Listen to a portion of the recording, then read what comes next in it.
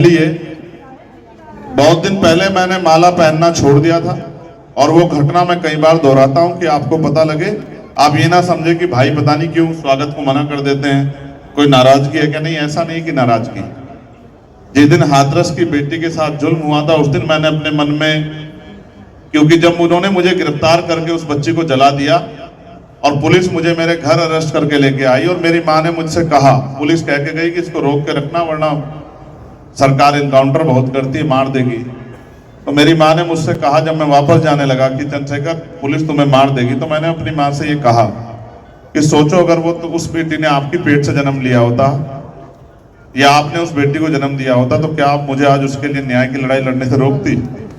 तो मेरी माँ को मेरा दर्द समझ आया और मेरी माँ ने मुझसे कहा कि जाओ कोशिश करो कि उस बेटी को न्याय मिले। उस दिन मैंने तय कर लिया था कि जब तक इस देश में बहन बेटियों पे जुल्म नहीं बंद होगा तब तक मैं माला नहीं पहनूंगा। अभी वो लड़ाई बहुत दूर है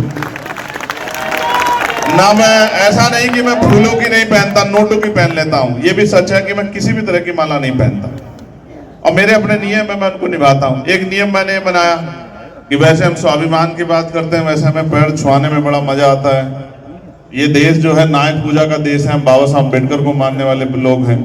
बाबा साहब कहते थे कि धर्म में तो नायक पूजा अच्छी बात है, लेकिन मिशन में, राजनीति में नायक पूजा अच्छी बात नहीं, क्योंकि जब आप किसी को नायक बना देते हैं तो फिर वो तानाशाह हो जाता है और तानाशाह जो है अक्सर विनाश को आमंत्रित करता है।